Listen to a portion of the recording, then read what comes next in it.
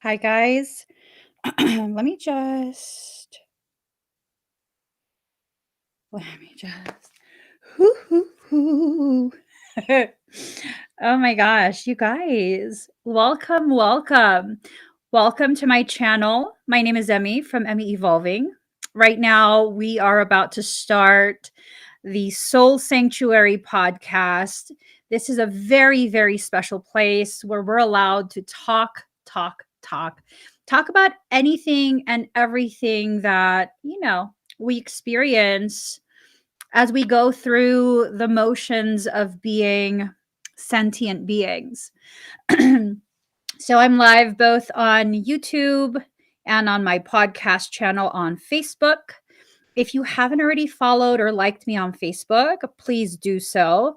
I also have a channel here on YouTube that's kind of in limbo. Let's be honest here, it's in limbo. I don't know what's going on with it, so I haven't been posting there. Just breathe, girl. It's been a chaotic morning with energy. With energy. There's been a lot of things that have been going on strictly energy wise.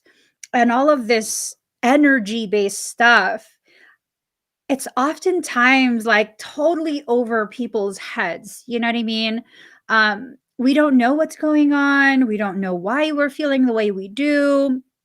We just don't feel like ourselves. The people in our lives are quote unquote acting weird. What is going on? A lot of it has to do with what we're going to talk about today. We're at episode 8 of the Soul Sanctuary podcast. We're talking about the spiritual ascension and dark night of the soul. Woo! This is a heavy, heavy, heavy topic. Heavy topic. Most people, they think ascension and they think it's the moment where I became woke. It's the moment where, I realize that I'm more than what I'm thinking I am. First and foremost, where are you guys watching from? Where are you guys at? What country, what region of the country, what platform? I want to see how far and wide this message, this conversation is going. Because as you guys begin to hear me talk more about this subject, you'll see how many people, how many of you are going through the same things, have experienced the same things. And it really doesn't matter where you are. It doesn't matter what platform you're watching from. None of that matters. All that matters is you are not alone. You're not alone in this. You haven't been alone in this. This is something that so many of us go through. It's just we don't know what we're going through, right? So we have Universal D. He's in the US of A in Georgia, watching us from YouTube. Hey, here comes Alexandra. She's from Canada, watching us again on YouTube. We have Annie from the Northeast, Massachusetts area. We have, let's see, Ocean Lover is from Georgia as well. Most of you guys are watching me on YouTube. Ooh, we have Leanne. She's over here from Madrid. Ooh, you guys are from everywhere. We have Sandy in Michigan. Mariah is in northern Utah. Ooh, hey, Gaze. Gaze is here from Uganda. See, you guys, really though, seriously, I cannot emphasize this enough. It does not matter where in the world you are watching from. We have Malta, we have Canada again. See, Texas. What's up, you guys? I love seeing this. Oh my god. Oh my goodness. This is totally making me giddy. This is totally making me giddy. I love it, you guys. Oh, yes, yes, yes. So, as I was saying, it really doesn't matter where you're from, where you're watching from. Oh my gosh, we have We have Alaska. What? Okay, so let me go back to what we're talking about here. Okay. Just deep breath real quick. This is a heavy hitter topic, okay? Heavy hitter topic. We're talking about ascension. Ascension and the dark night of the soul. What do you guys think ascension is? Many of us think ascension is the moment where we wake up, right? This moment of lucidity where we're finally experiencing the world as it is. We're disengaging from the illusion of what the world is and how the world is. We're gaining clarity, right? Ascension is such a pronounced, often extremely difficult process. I know that when I went through an ascension cycle years ago, the one that would jostle me enough that I would no longer try and play quote unquote normal, right? This was years ago. I was in my early 20s.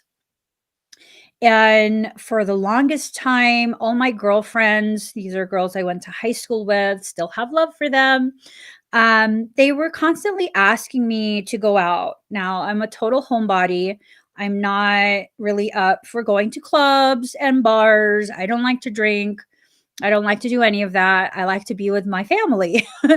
And so they constantly were asking me to go out simply because, everything about my existence had to do with being a mom, which that's not a bad thing.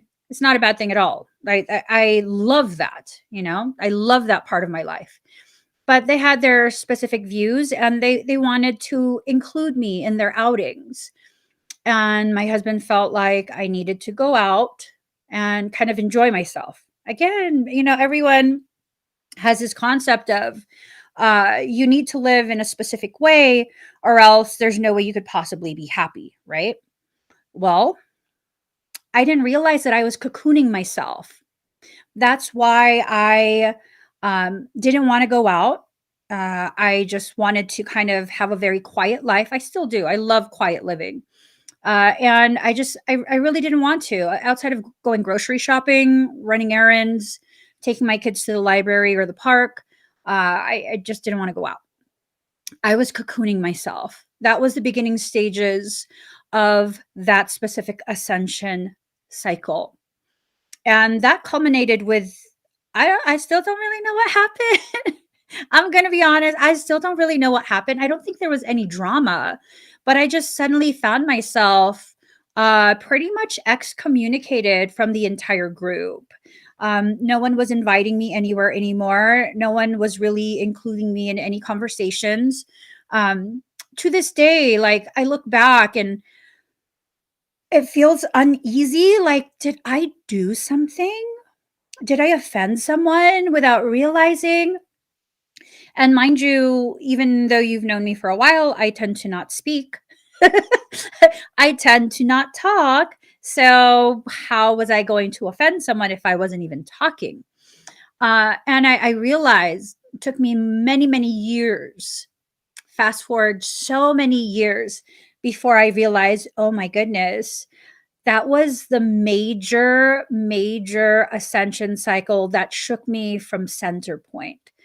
It took me from the centeredness of me wanting to have this very mundane, very, very like neurotypical, stereotypical homemaker, stay at home mom, um, you know, into organized religion type of life.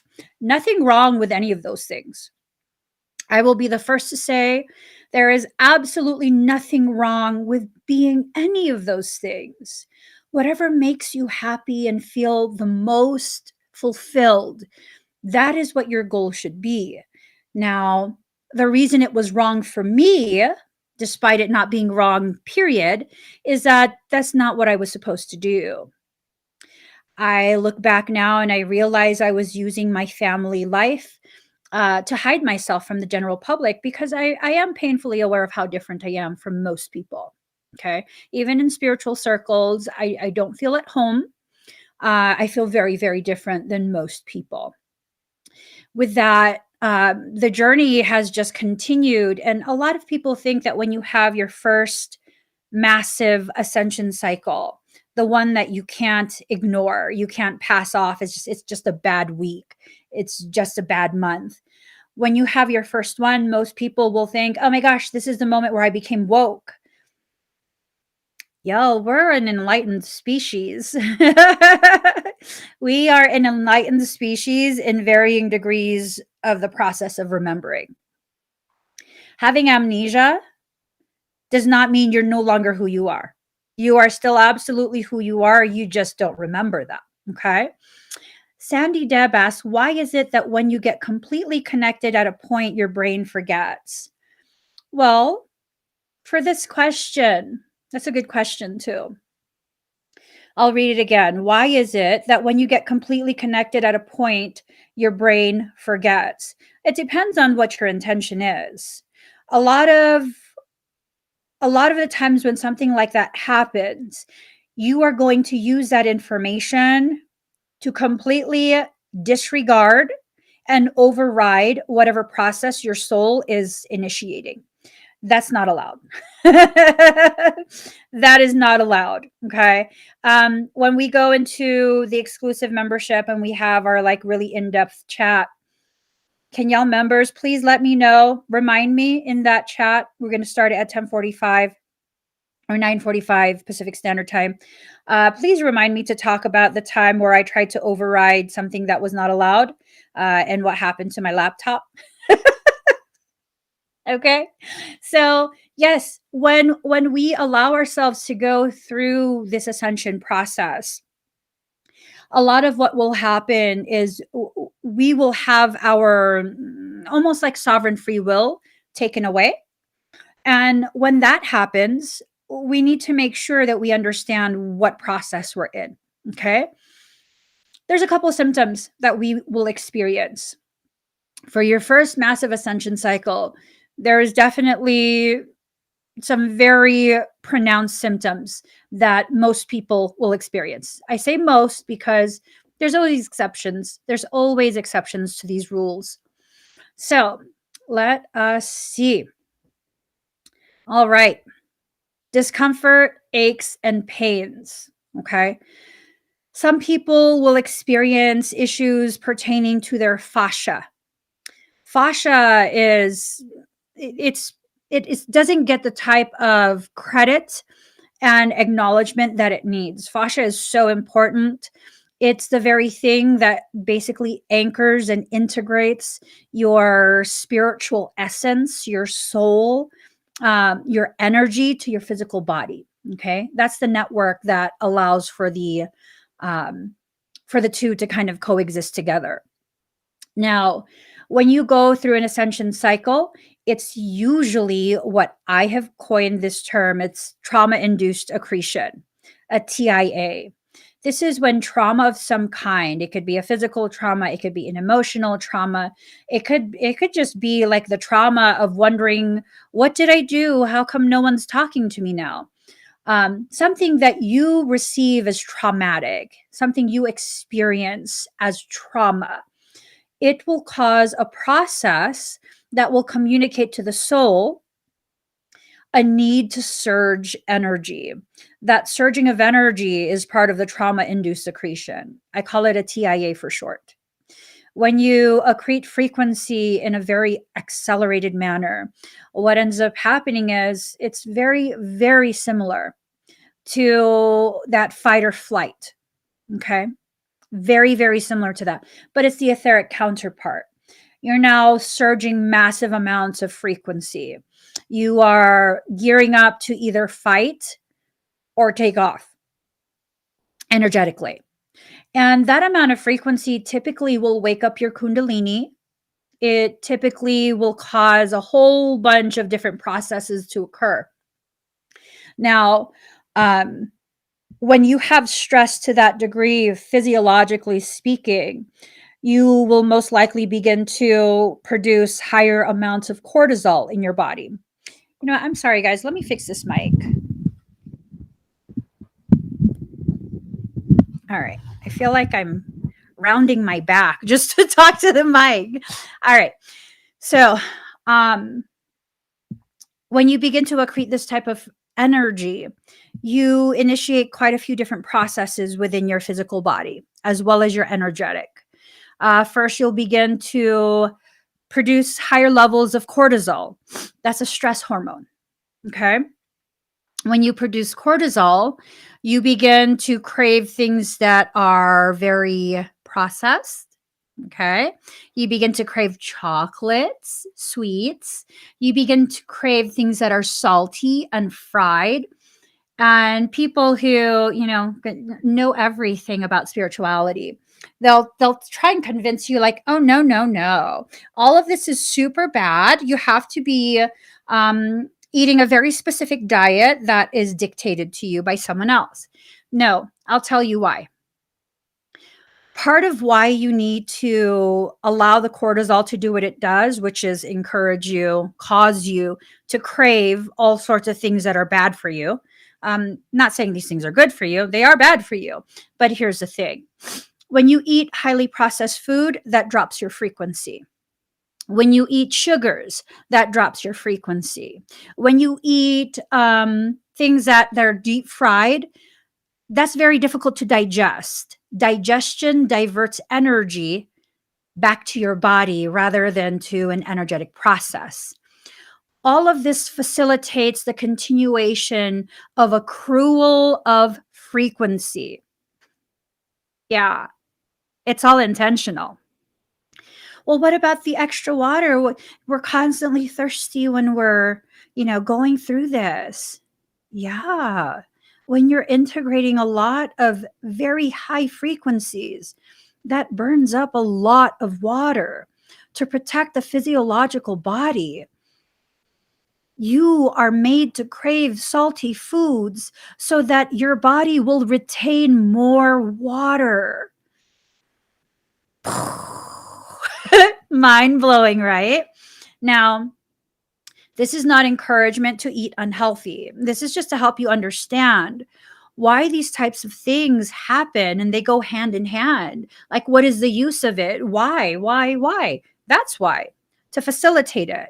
Now, people who are in spiritual circles and have learned all sorts of spiritual things, most of them will have this mindset of the goal.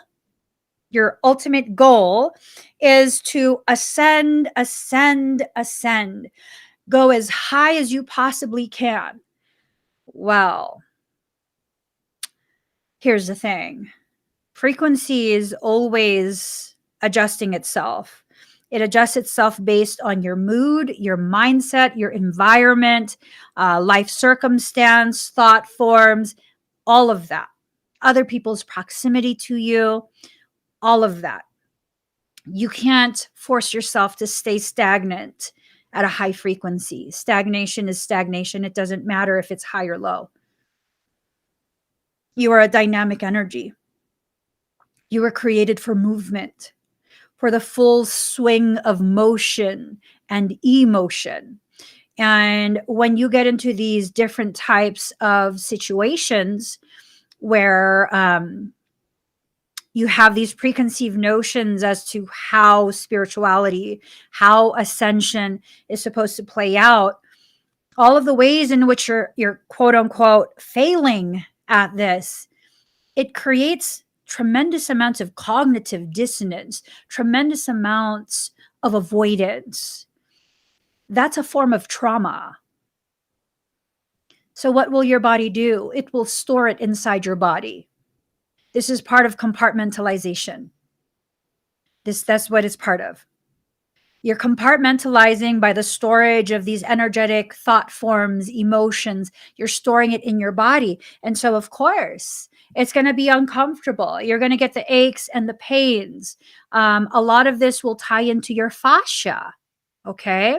A lot of this will very much mimic, if not be diagnosed, as something like fibromyalgia, chronic fatigue syndrome. Depending on where you store that energy, that's what's going to determine how much you will experience associated with that area. If you have a hard time digesting your thoughts and your experiences, you're probably going to have digestive upset as you go through this ascension cycle. If it's severe enough, well, you might develop something like irritable bowel syndrome. Worse than that, Crohn's, leaky gut, all sorts of different things. A lot of what we are experiencing, a lot of what we think are just diseases and all of that, it has a lot to do with the energy of what you're experiencing. Okay. Has a lot to do with that. Now, I see Leanne says chronic fatigue is my biggest issue. There's a possibility that you're experiencing a morphogenetic template upgrade. That's a full operating system upgrade. We'll get into that later. If I forget, please do remind me. This right here, Deb. I want to call a timeout on this stuff. Who doesn't? I'm for real. Who doesn't?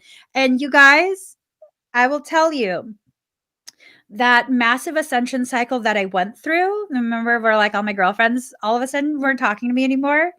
That lasted for 6 years. I had severe fibromyalgia for 6 years.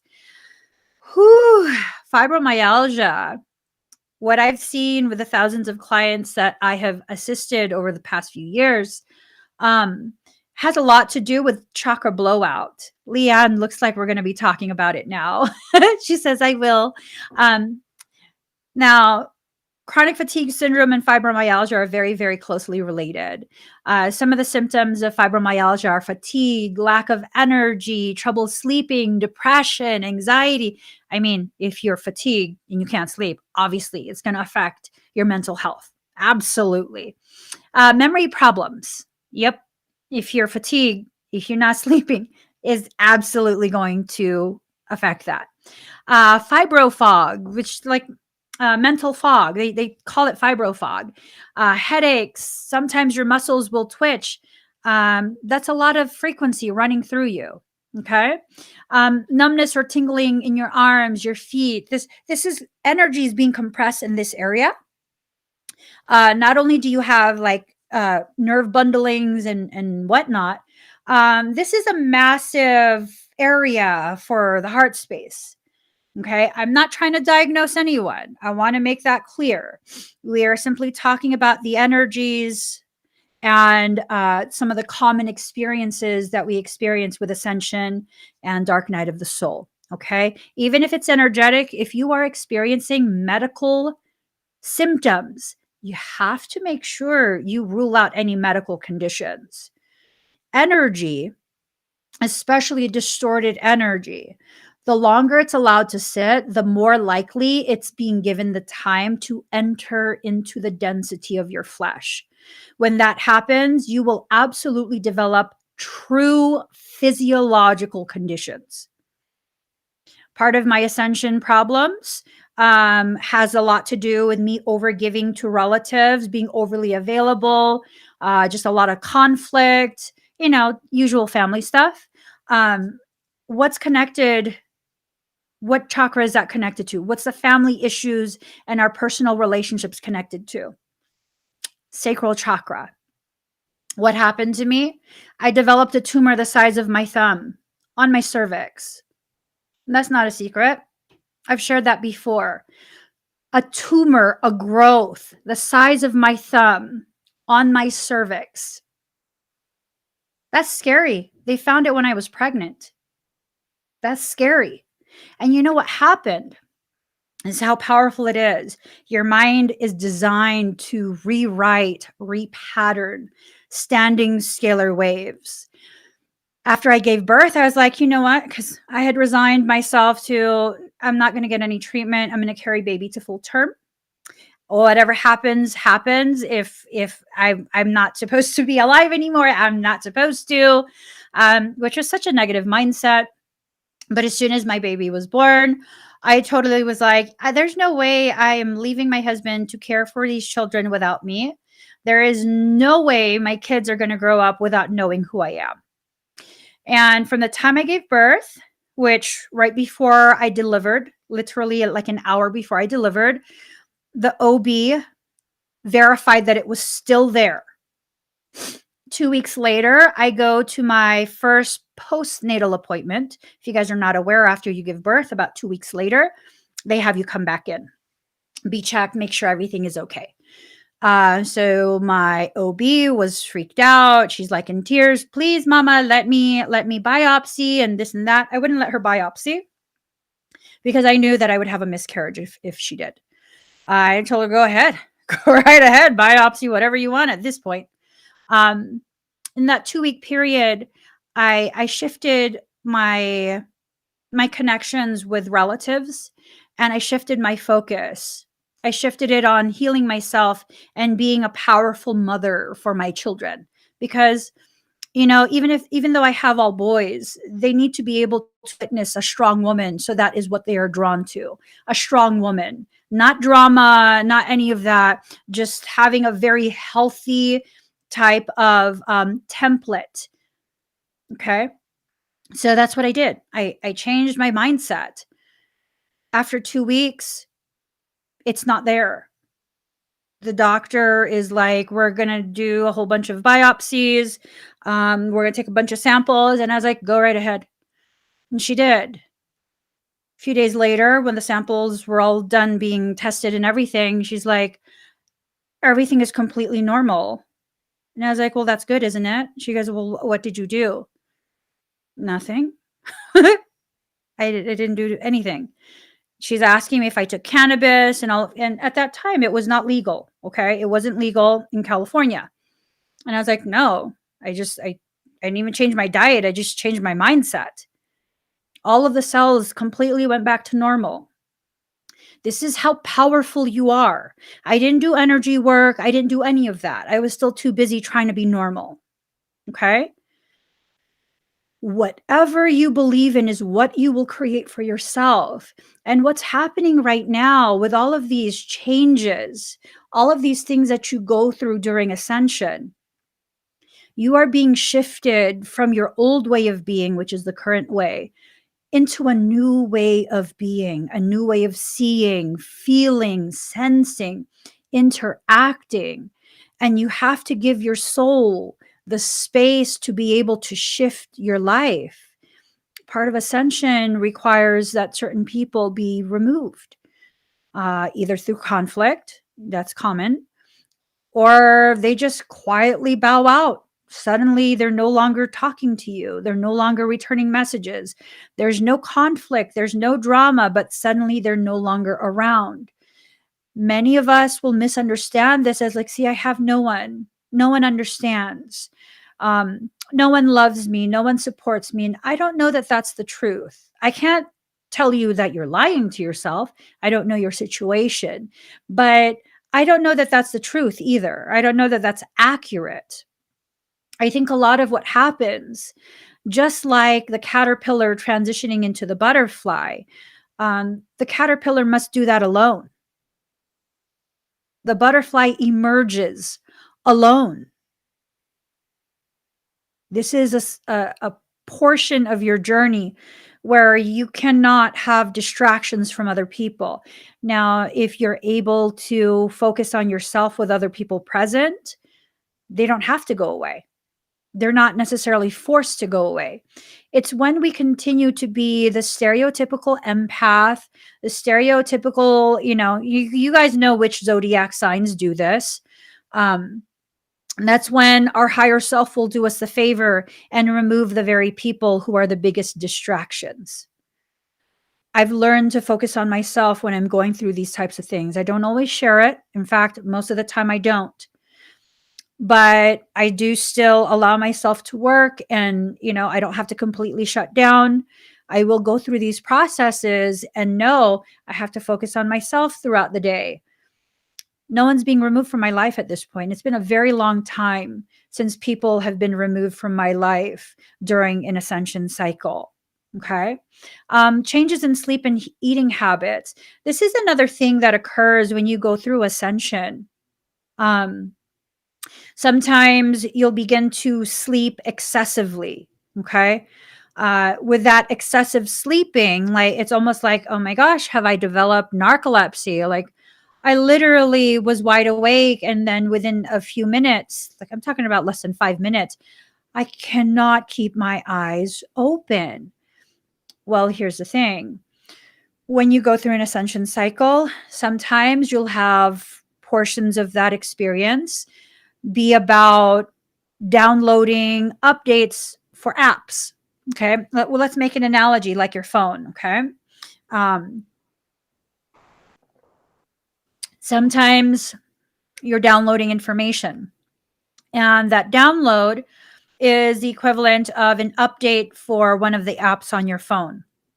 When you're downloading an update for an app, you can still use the phone. You just can't use that app. That app is preoccupied. There's no way you're using it. You have to wait. When you're downloading an update for your operating system, your OS, uh, that phone is useless. It's just useless. You're not going to do anything on it until that app is done downloading and being integrated. That's the same thing that you go through. Okay. When you're downloading an operating system upgrade or update, you can't stay awake. You have to go fully astral. When you go fully astral, the body has to go to sleep. That's just how it goes. That's just how it goes. I would love to sleep all day as well. I agree with you, Moonrock. So changes in sleeping and eating habits, that's very, very common. Either you're excessively stimulated and you just cannot sleep. There, for quite a few years, I had such severe insomnia, but it didn't hinder my functioning. I would go 3, 4 days without sleeping, and then sleep for maybe 15 to 30 minutes. And I'm refreshed for another 3, 4 days. And this would be like for long periods, like, I don't know, 5, 6 months at a time. And then maybe like a month of regular sleeping, and then go back to the same thing. And this lasted for many years, many, many, many years. Had a lot to do with all of the downloads I was receiving, even though I wasn't acknowledging it. The eating, um, during a very massive ascension cycle that I had, um, this cycle was initiated to integrate more of my healer type code. Um, excuse me. I literally stopped eating for 2 weeks. I was not intentionally fasting. Uh, I just totally could not eat. I couldn't get the food into my mouth. Um, it was just extremely difficult. It was impossible to eat. It wasn't something I was trying to do intentionally. So these are some of the changes that you can experience during an ascension cycle. Um, Gaze asks, how often do these phases occur? Um, they happen pretty regularly. Depending on how well you allow yourself to flow through it. Um, on average, these days, it will last for a couple months. That's just average. Um, and then after that, you go maybe 6, 8 months, maybe even up to a year of no cycle before another one is initiated. So it has these different phases that it goes through. The initiation, where all sorts of different events and experiences are being loaded into your template. Connections are being formed with the people who are capable of triggering you in whatever way you need to be triggered. And then you'll go through the active ascension cycling, the active cycling portion, where you're basically shutting down all of this and all of that. And then, just like when you have a cold, it's very similar to that, where first you have the sniffles, and then you have the full on cold. And then after that, it's like you wake up the next day and your body's exhausted, but you're like, oh, thank goodness, I'm finally getting better. It's very similar to that. Very, very similar. Let's go to number 3, dream intensity. I've found that a lot of people who have their ascension cycles, they'll have very intense dreams. Either they'll go through lucid dreaming where you're aware you're dreaming. They'll do astral travel where they end up going to an alternate reality while they're asleep. Um, and with the astral travel, it has a tendency to be in color. Okay. If you're going to an alternate reality, or if you're being shown a precognitive type of situation, you're experiencing precog visuals, that has a tendency to be in color. Not only does it feel extremely real, it's in color. Okay. Um, Vivid dreams that feel so super duper real are very, very common during an ascension cycle. A lot of that has to do with integrations that are occurring and communication, like active communication between the subconscious and the conscious minds. So a lot of what's being processed in the subconscious, it's having a little bit of processing bleed over into the field of awareness, the conscious mind. I did talk about social isolation. That's so common, so common. Um, it's just a total need for stillness and silence. You deserve to be able to process your life without any distractions. And if you're not willing or able to reduce the distractions yourself, then your life will take away people who serve as distractions for you. It might not be permanent, okay? I just wanna make sure you guys know that. It might not be permanent. It might just be a temporary pause in interactions. But, there's a high likelihood of social isolation. When I say high likelihood, I have never met a person going through, their first ascension cycle, like first massive one, and not have social isolation. I say high likelihood because there might be an exception to the rule. I've just never come across it. Not a single time. So if you think like, "Oh my gosh, that's not true because I've had an ascension cycle and I still was going out with my friends." Okay, but was it your first major one? Because you understand that you go through ascension cycles that are primers. They're much smaller. They feel intense, obviously, because you haven't gone through a major one yet. That smaller one feels ridiculously potent, ridiculously intense and stressful. But once you go through your first massive actual ascension cycle, you'll know all of that was just child's play. It was BS. It was not that serious. Okay. So, not everyone has gone through their first major one yet. I believe pretty much everyone at this point has gone through at least multiple primers. The world is initiating a trauma induced secretion. It's lasted for 2 years already. If y'all know what I'm talking about. Okay, increasing sensitivities. With this, you're developing your clairs, clairvoyance, clairaudience, clairsentience, claircognizance, all of the clairs um, are part of this. Does that mean you specifically are developing all of your clairs? Well, not necessarily. We're all different. We're all very, very different. So, part of that ascension cycle will surge enough energy to dilate the pathways, the energetic pathways that are used in order to tap into those higher sensory perceptions, your, quote unquote gifts. Um, Oftentimes people will begin to feel frequency much more. They'll get tingles. They'll When they come and join my live streams, they'll be like, "Oh my gosh, what am I feeling? Emmie, something's happening. What's wrong? What's wrong?" You're just feeling energy, baby boo. I would not let anything happen to you in one of my live streams. It's just energy. It's just a new feeling for you. Okay. And it's not like, "Oh God, stop, you're being dramatic." No, it's like, seriously, you're just feeling the energy. It's not something you felt before. So obviously it's going to be scary. You don't have to be scared. It's normal. It's very, very normal. Part of the increasing sensitivity is just like feeling the frequency. For some, you'll begin hearing the frequency. Okay.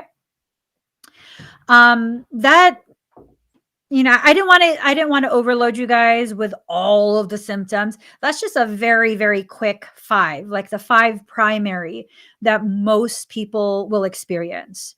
Most people will experience all five to varying degrees. Okay. There's plenty more. I know some people who they went through an ascension cycle, their first major one, and suddenly all sorts of past life memories came back. Crazy stuff. I love it. I love it. Let's take some questions really quick. Christy K says, what about that drunk feeling when you wake up and sometimes it lasts all day? I don't drink. That sounds like dehydration. It sounds like as much water as you know yourself to drink. You're probably burning up way more than what you're taking in. And that will cause that drunk feeling, like a hangover, because you feel like that hungover the next day if you get dehydrated.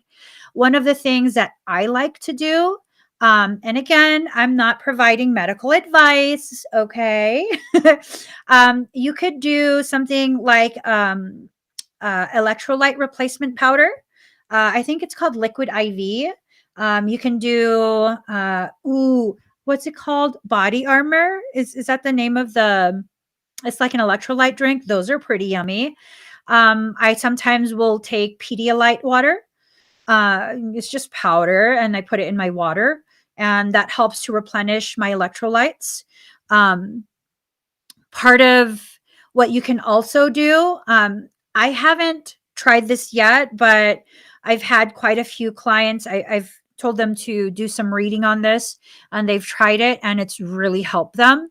You take a full glass of water and you add like I think like a pinch of salt and a pinch of see I can never remember if it's baking powder or baking soda. I think it's baking soda.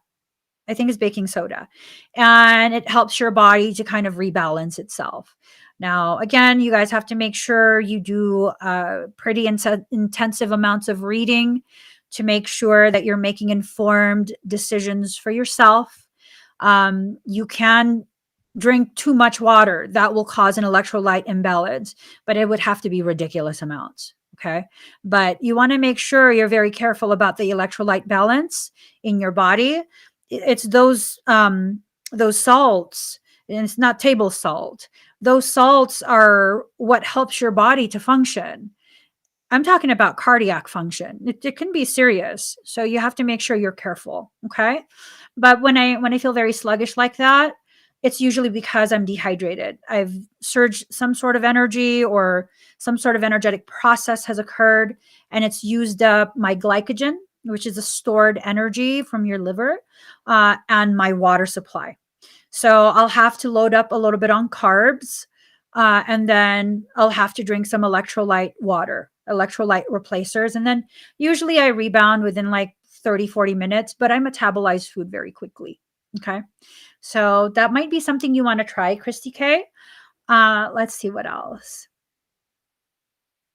Um, oh, wow. Red says, when I don't sleep for 3 days, I start hallucinating. Yeah, some people will do that. Luckily, I don't. Yeah, most people cannot stay up for days at a time the way I used to. I can't do that anymore. I can't do that anymore. I like sleep. I can sleep anywhere. I don't care where it is. I'll sleep within a minute. As soon as I close my eyes, less than a minute, I'm I'm knocked out. Um, oh, this is a really good question, Universal D. What if you don't remember if you dream? So, one of the indications that you have gone astral in your sleep, or you have been downloading coding, it's like an operating system upgrade, is that you don't remember.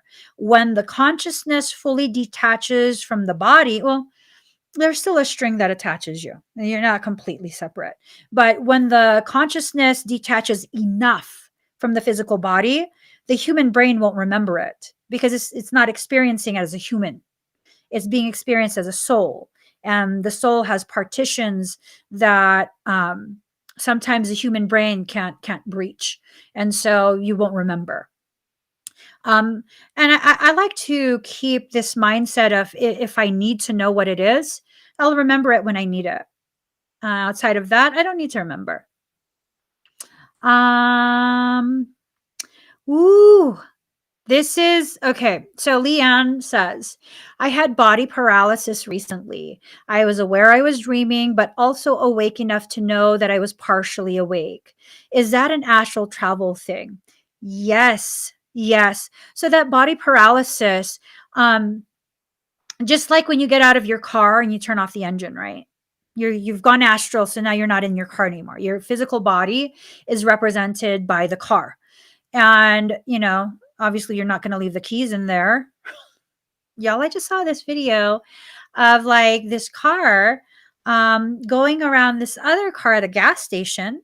It was on the security camera, and they were trying to open all the doors because they saw that the person who owned that vehicle went into the gas station like mini mart thing. Always leave your doors locked, please. Even if you're pumping gas. But anyways, so when you leave your car, obviously, you're turning everything off. When you get back in your car, you got to go through the whole process again of turning on the car, putting on your seat belt, putting the car in drive, releasing the emergency brake, all of the things that you have to do.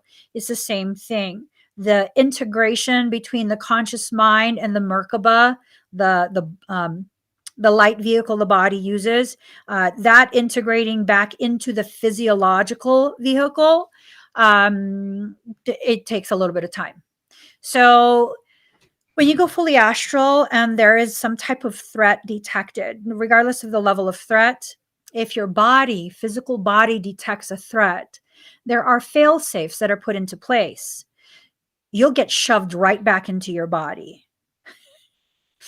And at that point, it's not going to be a pleasant thing. Your body's going to be paralyzed because you haven't fully integrated yet. So you can't, it's like Iron Man putting on the suit, but the suit hasn't powered up yet.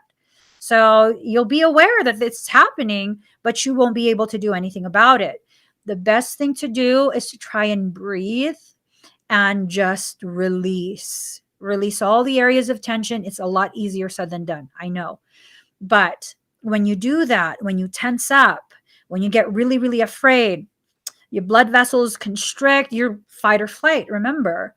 So all of that becomes this thing of the energy will not flow. It will accumulate into the core, which is a survival thing.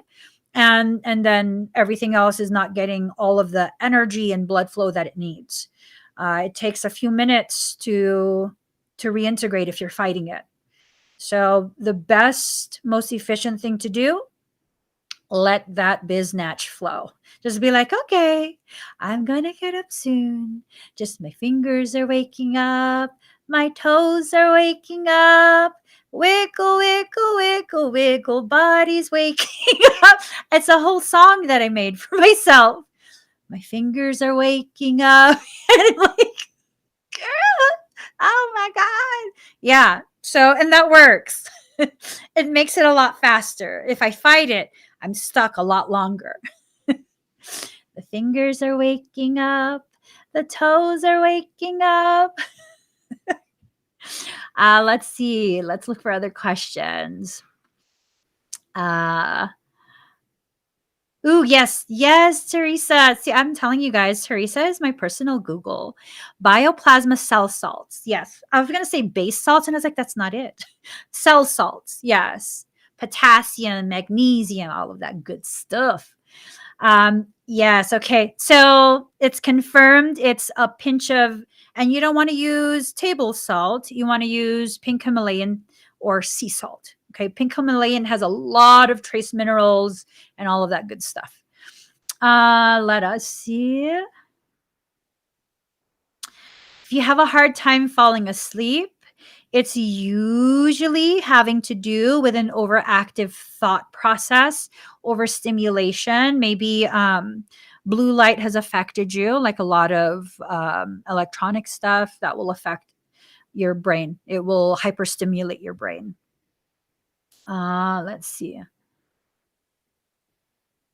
Ooh, there is a blockage if it's hard to cry, like you allow yourself to release, but no tears come out. um, that's hard because then it's an intellectual release. It's not an emotional release. And when it's not an emotional and intellectual, a lot of blockages are forming. And every single time this occurs, You're adding more blockage to more blockage to more blockage. That's a hard thing to work through because typically what it tells me, and I'm not a doctor, so this is just my speculation. Um, you haven't been in an environment or with a person who makes you feel safe enough to let go.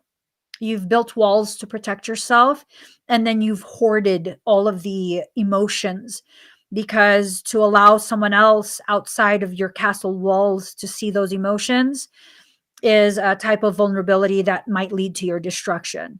That's what I see most of the people who go through something like that. That's what their thought process is on some subconscious level.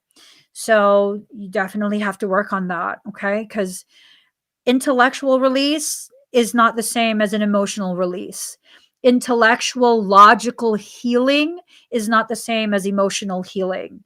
I can intellectually and logically heal myself so effing fast. Emotionally, that's going to take me a few years. Come back in 3 years and we'll reassess that. I probably still won't be done, but give me at least 3 years. um, let's see.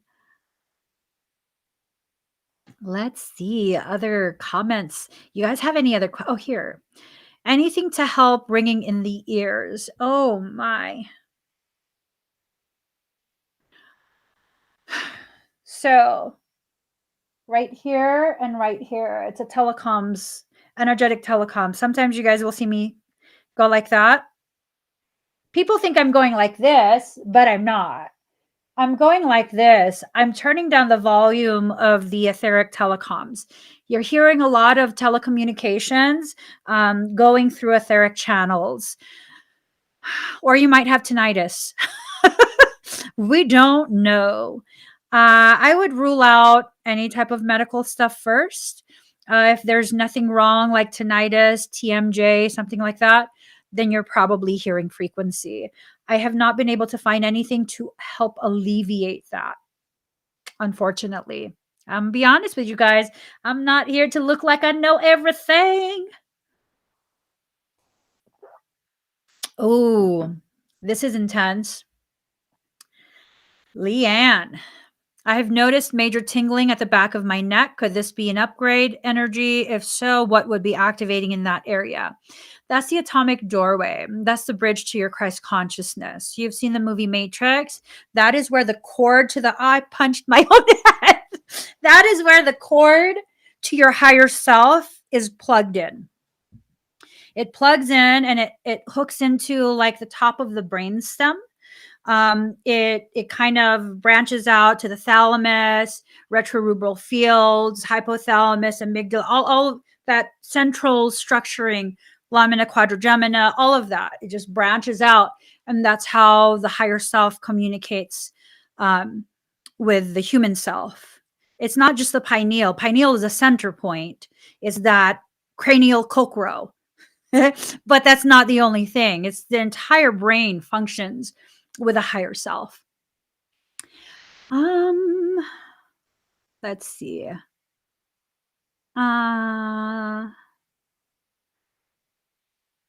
Accelerating ascension. What do you mean by that, Christy K? Ooh, a lot of pressure in your heart. Alexandra says, I've been getting a lot of pressure in my heart. I think that's you finally being healed enough, not all the way yet, but enough to be able to begin processing the type of heartbreak you've experienced in life. So that might be the pressure in the heart. It might be a few other things as well. Make sure that you're getting, some of that medical care if you need it. What we all need to understand is that women present with heart attack different than men. Oftentimes, it's just pressure in the chest, shortness of breath, fatigue, edema, anxiety, sense of impending doom, that type of thing. Okay. You guys should definitely look up symptoms of a stroke, symptoms of a heart attack for your gender. Okay. So that way you have a really good idea if something's happening, because those two things, a cardiac event and a stroke, um, ischemic events, those need medical attention immediately. You cannot hold off on that. You cannot wait. So those are the two things. I keep it on my phone. It's just a little like a little infographic for both. So if I start tripping myself out, oh, where's my phone? No, I'm just having anxiety. No, my heart's fine. I'm just having anxiety. So serious, you guys. Um, Mobile MBZ specialist says, do you think a near death experience like surviving a major heart attack is an automatic ascension for someone? Or are there some that something like that it would not affect? Oh, there is no way that you could have a major life threatening near death type thing not affect you consciously. There's no way. However, even if it does do that, if it expands your level of awareness to the degree that you can no longer go back to the old you, that doesn't mean you will choose to ascend. Being aware of your ascension does not automatically mean you are choosing to live up to that. Many people will go right back to the same old, same behaviors, same lifestyles, same mindset. They know they're different, but they will hide it. It's up to the person. It's really just up to the person. Um, Queen of Hearts says, I went through a forced purge of emotions a couple of years ago. Was in field position at work on parking lot, asphalt, surging massive energy. Yeah, that'll do it to you. That'll absolutely do it to you. When you're going through massive ascension, it's intense. It's intense. Some will not have it as intense. Uh, it's intense though. Let's see.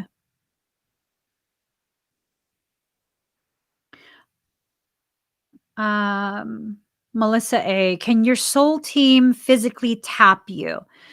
What do you mean by physically tap you? Like you feel tapping? I know one of my team to let me know that they're there. I go like this to my nose, and it just it irritates me. But they'll go like this, and it'll tickle my nose. You can physically feel them if that's something that will get your attention. Okay. Um. Ooh, this is a good one. Christy K says, I really thought you needed to have a near death experience to have mediumship or any type of psychic gifts. So, mediumship and psychic gifts, just like empathy, usually are a result of some type of trauma, traumatic birth, childhood trauma. So, for me, I almost died at birth. And that cracks me up. I don't know why it cracks me up. It was such an emergent type of situation. I was born premature and I was born via emergency C-section. It was such a severe life threatening thing for both my mother and I that they gave her a full hysterectomy as soon as I was delivered. So that's pretty traumatic. And then I have a very distinct memory that came up when I came across an article. The article was talking about people who experience electroshock before they're 12 years old have a tendency to develop extremely elevated psychic type abilities. Now, I've said so many times I'm a precog.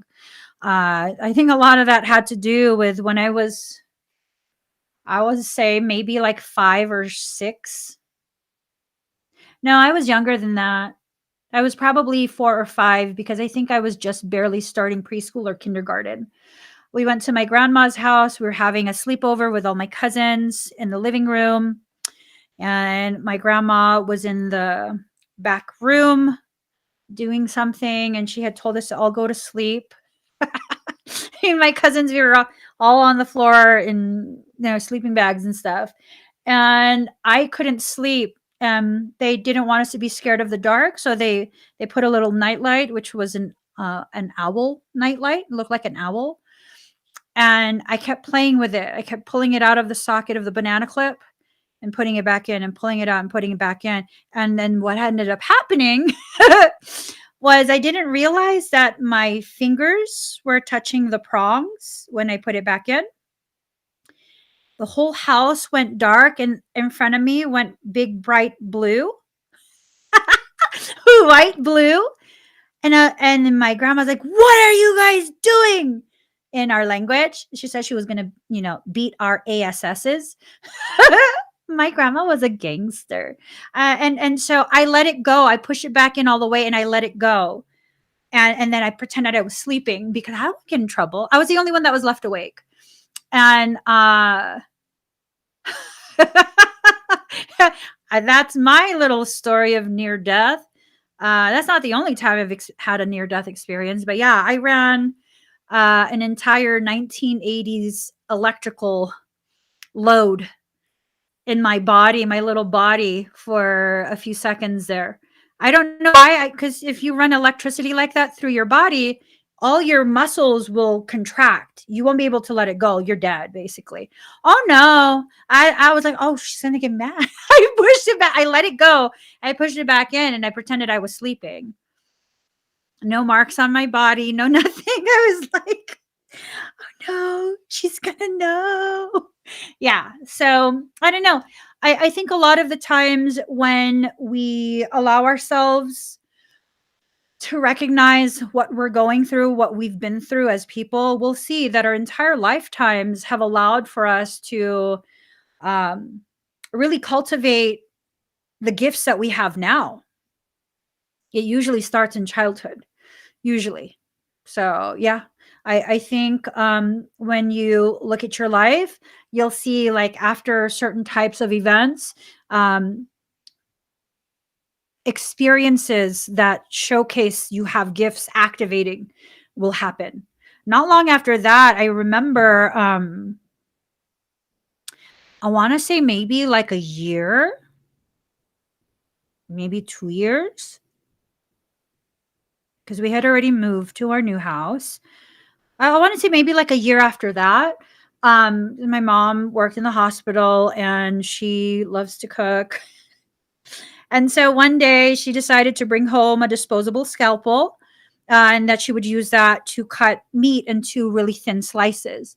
And she knew I was going to get into everything. So she decided to hide the disposable scalpel up high where I can't reach it.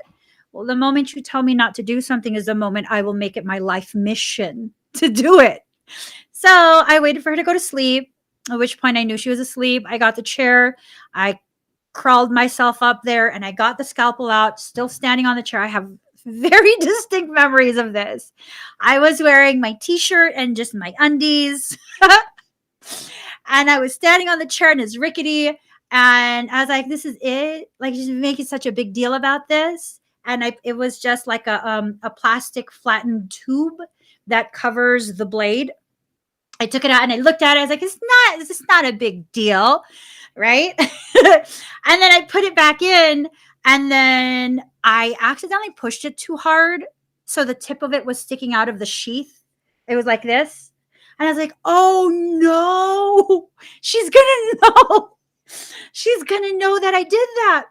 And so I was pulling and pulling and pulling to get it out so that I could put it in properly. And then I finally got it out and I went, and my whole hand was cut. I saw ligaments in my hand. I saw ligaments. And if I open it, it's wide open. Like, you can see my ligaments in my hand. And so I was like, well, I will just keep my hand like this, cupped, until it heals.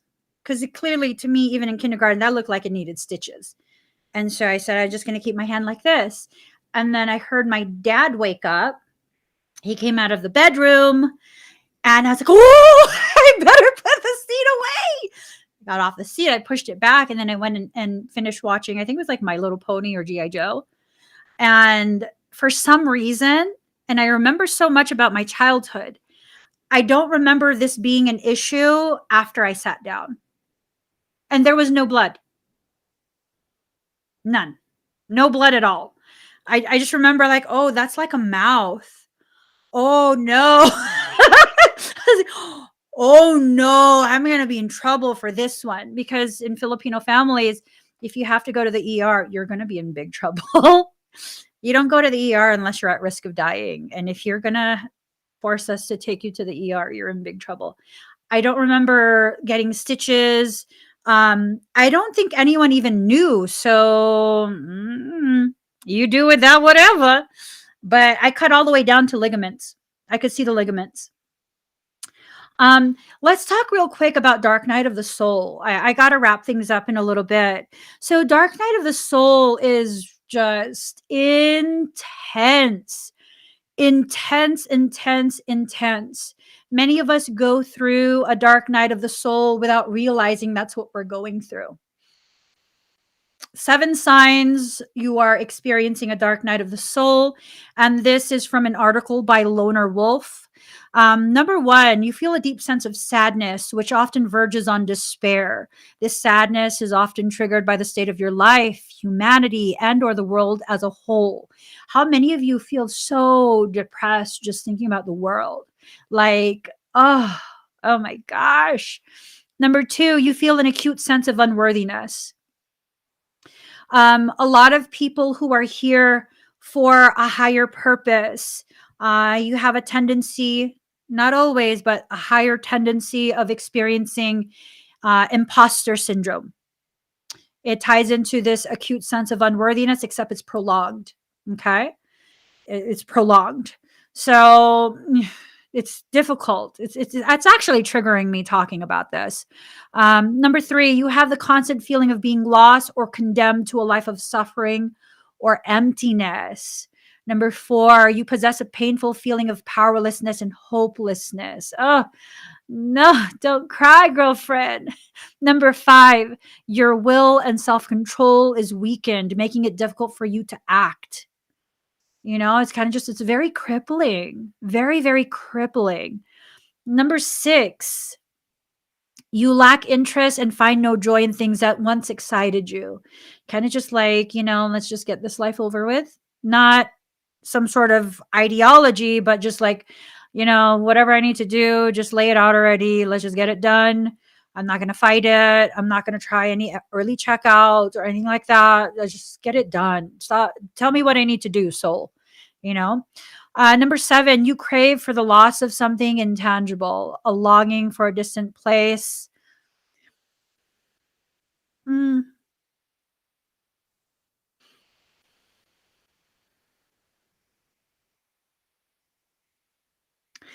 it's a very vulnerable process. Yeah. So number 7 says you're longing for a distant place or to return home again. Ugh. Mm-mm-mm.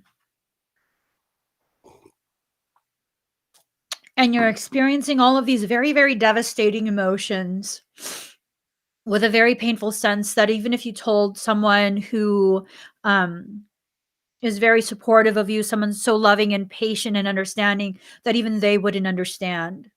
And that this is your own cross to carry, that no one else can help you through this. I'm going to be honest, I don't know that anyone could. I don't know that anyone could, having been through several dark nights of the soul already. Um, no one could get me out of that space until I chose to leave it. It's not a place you're supposed to live. It's only a place that you visit in order to help you understand some of the things that you'll be doing, things that you're charged to do, to learn, to know, to accomplish, whatever it is. It's a very difficult thing. Okay. Very, very difficult thing. With the dark night of the soul, this tends to be all encompassing. If you think clinical depression is bad, this is like clinical depression on a soul level, like on a soul level.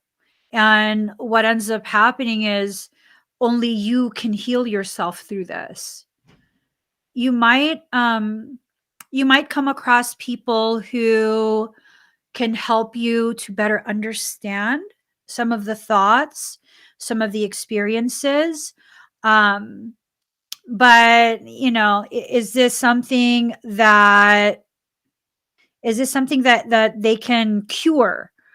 Eh, I don't know if it's something that is a pathology.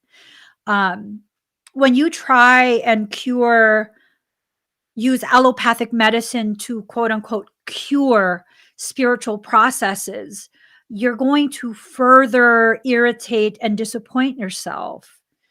It is not something that modern medicine can help you through. Now, if you want to go the holistic route, um, if you want to try things like acupuncture, acupressure, meridian points are so powerful. If you want to try herbal supplements and things like that, obviously you have to go to someone who knows what they're doing. That can definitely help you. It can definitely help you, but it's still going to be a process that you will have to go through. Now, there's something I want to share with you guys. It's work by Dr. Dabrowski. It's his theory on positive disintegration. Positive disintegration involves psychoneurosis, strong anxieties, and depressions that signal the breakdown of lower structures and that are necessary components of development. It's the breaking down of the lower structures and the reconstruction in order to be better aligned so that you can feel more fulfilled. It's about disintegrating this need to continue to adhere to the programs of society, the matrix, the dogma, all of that. So it goes on to talk about how, based on one's diagnosis, a client with significant developmental potential and positive disintegration would be suitable for Dr. Dabrowski's approach to therapy. It's called auto psychotherapy. And this is what I've been doing for myself for my entire life. My entire life. Auto psychotherapy emphasizes the need for an individual to develop insight into his or her own characteristics and to understand his or her behavior in a developmental context. When I utilize auto psychotherapy, which is something I've just always known how to do, even as a child, it's part of my coping mechanism, I paired it with CBT, which is cognitive behavioral therapy. I paired it with EMDR. I paired it with short-term psychiatric medication and a mental health professional that is just beyond compare. I have PTSD. I was officially diagnosed July of last year. Combat level PTSD is one hell of an experience. Combat level PTSD. I was very, very blessed to choose a mental health professional that is former military and specializes in combat PTSD. I did not know this when I selected her. I took one look at her picture and I was like, oh, she's going to help me, you know? And she was absolutely able to. She was absolutely able to in a way that I don't think anyone else could. I really, I don't think anyone else could, because she was hard and harsh when I needed someone to be hard and harsh. And she was soft and nurturing when I was already breaking apart, and she helped me hold pieces together. So it's definitely a need for you to use all of these different modalities in order to help you sift through the wreckage of your heart. And you're sifting through the wreckage not to clear out the trash, because there's nothing trash about you. You're sifting through the wreckage to rearrange yourself, to retrieve the necessary components that you will be using to rebuild yourself at a foundational level. And once you rebuild that foundational level, you can then begin stacking higher levels of awareness and consciousness. Do you still got her info? She works through an online portal, and I don't know that she is I don't know that she's licensed in all the areas that you guys live in.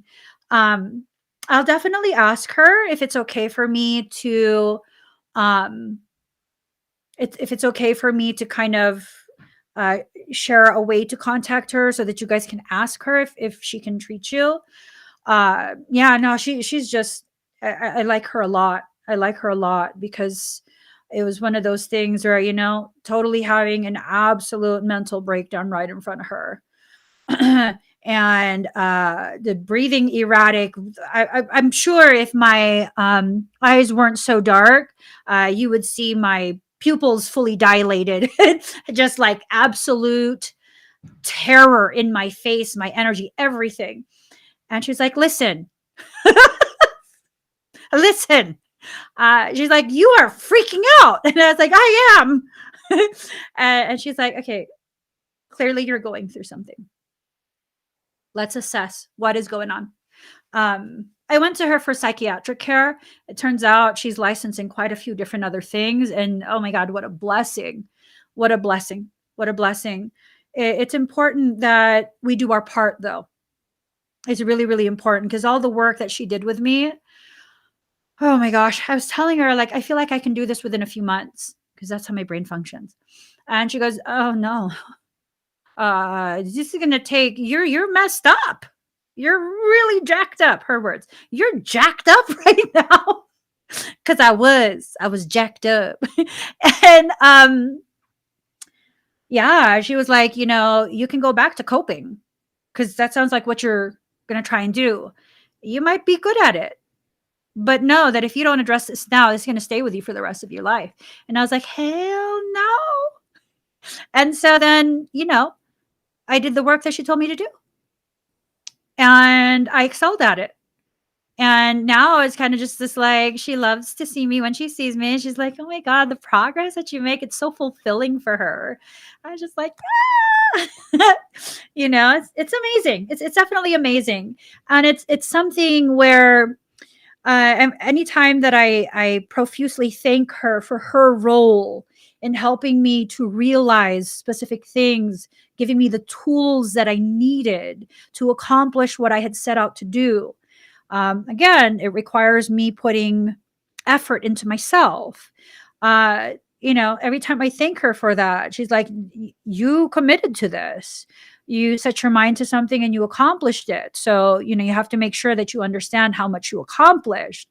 It's a beautiful thing. It's really a beautiful thing to be able to do the auto psychotherapy where you understand all these different aspects of you that need to be addressed, not because you're broken, okay, not because of that, but because you deserve to live in a way where you feel whole, where you don't feel so fractionated. And that's always been my mindset. And to be able to pair with a mental health professional who sees my capabilities, supports it, creates boundaries, doesn't let me cross those boundaries, um, is powerful. Dark night of the soul doesn't have to be uh, as drawn out and painful, like struggle filled, and yeah, you're going to have those components, but to that degree, I don't think it has to be to that degree. It's simply because we haven't realized yet how to utilize what we already have within us. Okay. So, using self understanding, auto psychotherapy, and self education, one can learn to self manage one's strong feelings and eventually to actively direct one's development towards one's personality ideal. Okay. One of Dabrowski's research studies examined gifted children and found that they exhibited high levels of developmental potential and psychoneuroses, leading Dabrowski to hypothesize that gifted children may be predisposed to experience positive disintegration. Positive disintegration is basically like a scientific study. I don't believe Dabrowski was intending for it to be this, but I believe it's a scientific discovery, explanation of the process of ascension. Process of ascension. Look into his work. It's Dabrowski, Dabrowski, Dabrowski. His work is called Theory of Positive Disintegration, where you are disengaging from the programs of society in order to reestablish the authentic you. It's a very, very powerful, powerful work. And I'm very lucky to have crossed paths with the people that I needed to cross paths with, from my mental health professional to the specialist that I had sought out to help me, support me in my advocacy for my profoundly gifted children. I mean, I look back at my life and it's like everything, event after event after event after event after year after year after year, everything leading to an escalation, elevation, acceleration of my development, consciously, subconsciously, etherically, every single aspect of me being developed for what? So I can better serve, for better service, to help me better assist other people who are going through the things that I had to go through at such an elevated degree, at such a pronounced degree. And why did I have to go through that? To punish me? No, to prepare me for what my purpose would be, at least part of it. How many of you feel like you can sit before me and know that if I haven't been through what you're going through, I still would understand, because I've been through so much that like I wouldn't even think you're crazy. I would just be like, "Oh, and then what happened?" Cuz that's exactly how I would be. Like, "Oh my gosh. No, I totally believe you." Like, "Dang, so then what did you do?" That's how our my conversations go. It usually begins with someone, "Oh my gosh, I mean, you're going to think I'm crazy. You're totally going to think I'm crazy." And I'm like, "I bet you I won't. Just tell me. Who cares what I think? Just tell me." And they tell me, and I'm like, "Oh, and then what happened?" Because chances are I've either gone through it, or I've already assisted someone who's going through it or has gone through it. Our lives are unique, but they're not really that unique in the grand scheme of things. They're not. We're all learning different variations of the same lessons.